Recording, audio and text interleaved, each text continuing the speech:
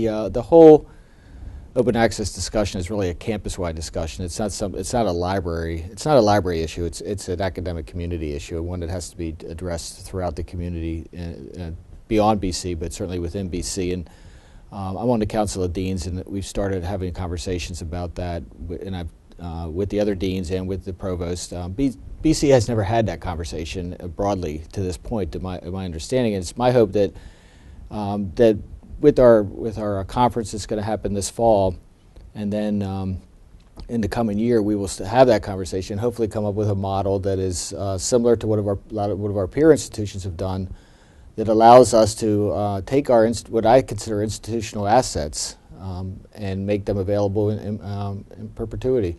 So we will get there. It's going to take time, but it is one of our strategic goals, and it's the right thing to do, both from a access point of view as well as I think from a financial and economic point of view. When you think about it, BC employs a lot of faculty and researchers to do research on our dime, so to speak, and the research that is carried out here and completed here really is an institutional asset. It belongs to BC, and the author should get all the credit for it, but it is an asset of the university, an intellectual asset. The library is the place where that stuff should be available now and forever. And we'd like to make sure that that is the case. And what open access does is ensure that happens for the generations current and in the future.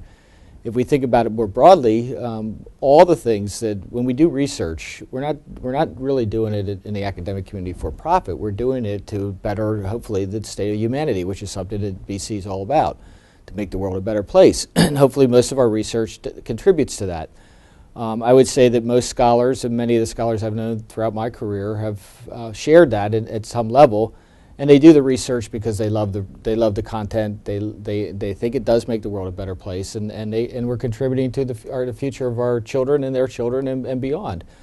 So when that stuff when people publish things and then it goes into a journal, what happens typically is that journal information is harvested by a vendor, and the vendor repackages it and sells it back to us. So in a sense, we're paying twice for it. We're paying our scholars and faculty to do the research. Then we're buying it back. And when in fact what we should have is a mechanism, which is what open access does, to keep at least our stuff available for all time. And even if there's an embargo period, we should have that accessible. So some scenarios would be to say that, okay, you can publish your thing in a journal that's not open access, so that we would prefer that it's already open access. But then after a 6-month period, that the rights to that material come back to Boston College, and we can make it accessible at least within our community. When we think about the wider world, and again going back to this idea of making the world a better place, there's a lot of places where there's really good people doing really interesting things, but they don't have access to the same wealth of resources that we have. Why not make all this stuff available? Open access does this so that they don't have to, their institution cannot afford in most cases to subscribe to a journal that's going to cost $10,000 a year, but the information will make it that's in that journal might be really important for, think of third world countries, or what we used to call third world countries, but countries that are dealing with issues that we aren't dealing with, but the data in this stuff might be useful to them, or even in different communities, rural communities, and whatnot, even high schools. You could have a lot of different access points to a lot of different types of information through open access that would hopefully contribute to the academic welfare, the social and spiritual welfare of people in the world. So we are definitely committed to it, not only from the point of view of what BC is all about, but I think what our Jesuit Catholic mission is we're compelled to do as members of this BC community and as part of the library community. Librarians don't naturally say that we are Christians or whatnot, but a lot of the things that we hold dear, such as open access and freedom of information and trying to make the world a better place, that's ingrained. That's part of what it is to be a librarian. And I'm obviously very proud of that, and coming to BC is and now starting to hopefully ramp up this open access conversation will allow us to fulfill these various missions, not only of the profession, librarianship that is, but of Boston College and, of course, of the tradition that we come from. I was speaking with a scholar friend of mine in the Berkman Center over at Harvard recently, and his point was that, after 6 months, the conversation will have died down, and if it doesn't become open access, then you really lose some of that dynamism that would come with it. The interesting thing about open access is it not only do you get more eyeballs on the work, but if you attach social networking tools to it, you can have the conversation go on in perpetuity. And so what we are allowing for, if we combine the different types of social media with the open access, is the conversation to continue from all sorts of areas. Many scholars, and if you to go back to the work of somebody like, say, Richard Rorty, in his philosophy in a mirror of nature, one of his points was that conversation within the canon can only go so far. And it's also people from outside the canon who sometimes create the paradigm shifts or contribute to a different way of viewing things. Open access in some ways enables that. I'm not saying it's going to happen, but if you have open access, you can allow for a lot of people to comment on it. And sometimes it's the philosopher who's talking about economics that makes a startling observation that wasn't within the canon of economics, and vice versa. And this goes on in all areas of inquiry, and I think open access is an enabler for that. From my point of view, if I was a faculty member, and when I did teach and when I did publish more frequently, I was thrilled when people read my work, and if they thought, good or bad of it, it's better to be seen or to talk bad about it in a sense than ignore it altogether.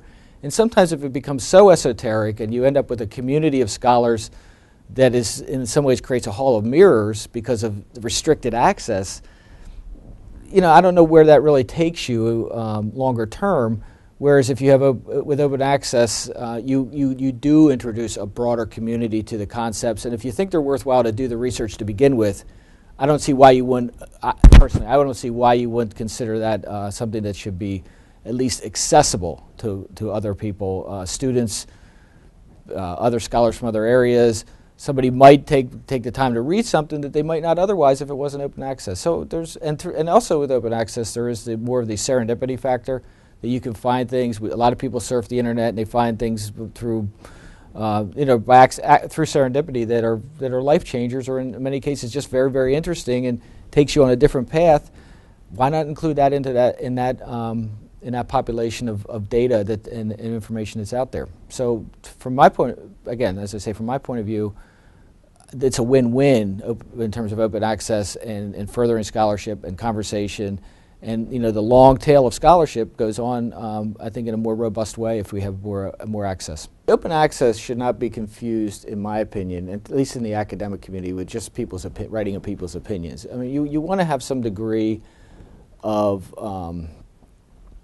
adjudication of the concepts, and part of the social networking does do that. So the person who's looking for a cure for something, they go to WebMD or something like that, or symptoms and things of that sort.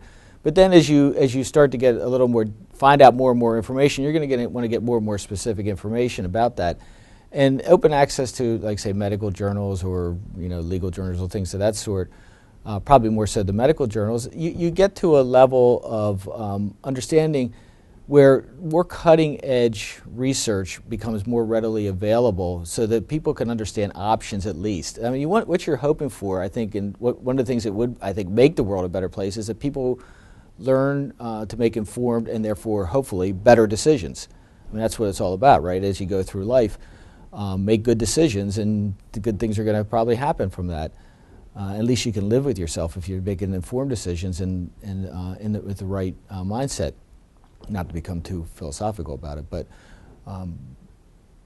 as people need more and more specificity, you also need more and more credibility to the research. And open access does not imply that there's a disconnect, but in fact there could be a closer affinity to credibility and access in an open community. At least that's my view, because a little bit like the Wikipedia model, which is a little bit too fluid, but what you have is you have your presentation of data and your research findings, and then you allow opportunities for people to comment on it. And what will happen is that say, well, this study showed that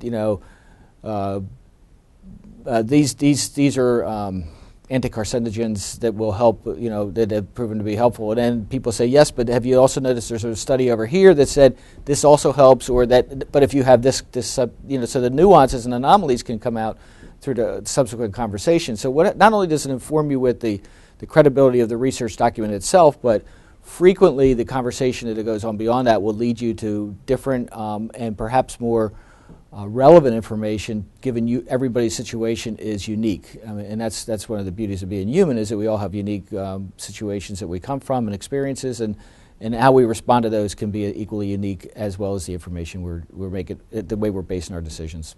Right? We're not talking about somebody's blood. We're talking about the research that's being done anyway at the academy. What you're doing is you're bringing it into all we're saying with this is that we want to make it accessible to a wider community with the same rigor, academic rigor that happens, now. But we don't expect to have it packaged and repackaged and paid for multiple, 2 or 3 times.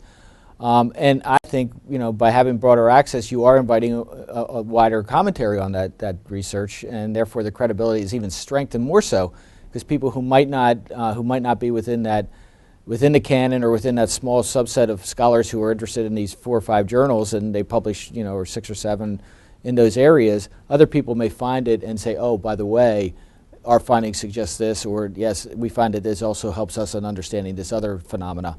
So I think, you have to read it correctly. You have to have those diagnostic skills to understand what is fluff and what is opinion and what is research. On the other hand, that's part of being literate in an information age, and that's where we are. So the access point has more upside and more promise and frankly more rigor than in terms of the wider community, and more interdisciplinarity than what is currently the situation from my point of view.